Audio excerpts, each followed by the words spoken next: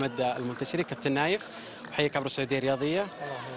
الضمير حي. المعلق شوقي الزهراني يقول الصقر ضميره حي. الحمد لله.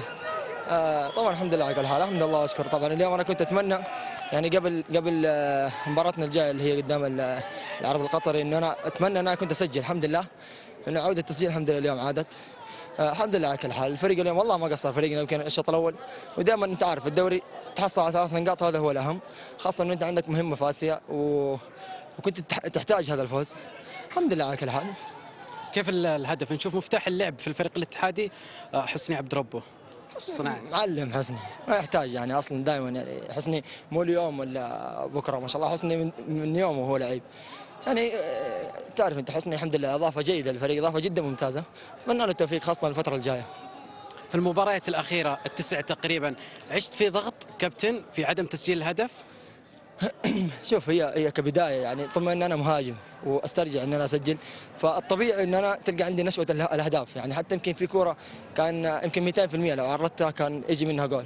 انا الشوط الاول يعني الحمد لله صلحت كورتين منها جول يعني، بس الله ما كان موفقنا. الحمد لله سجل جول. بس انا حاب اقول يعني يمكن كلمتين هي اللي بقولها عبر السعوديه الرياضيه.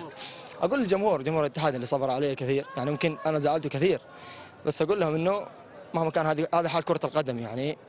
انت 3 4 سنين، 3 سنين هذه بتقدم وبتسجل فبيجيك هنا الشهر هذا او شهرين ما بتسجل، طبيعي يعني. يمكن احسن لعيبه في العالم ما سجلوا ولا انضروا ورجعوا سجلوا، والان هم من افضل الهدافين. فانا بقول لهم دائما اصبروا على لعيبتكم، لانه دائما نحن كلنا نتمناه ان احنا نعطي زياده. كابتن نايف، سؤال الاخير عندك تعليق. الكابتن احمد ابو عبيد تحدث وذكر انه انت واسطه اخوك ابراهيم.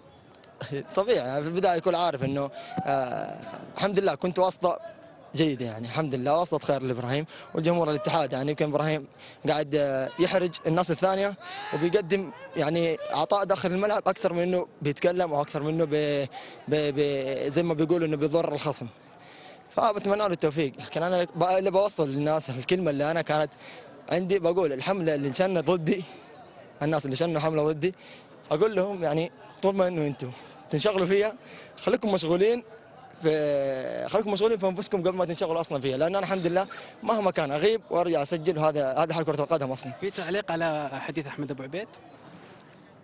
قلت لك تعليق احمد عبيد، قلت له يعني واسطه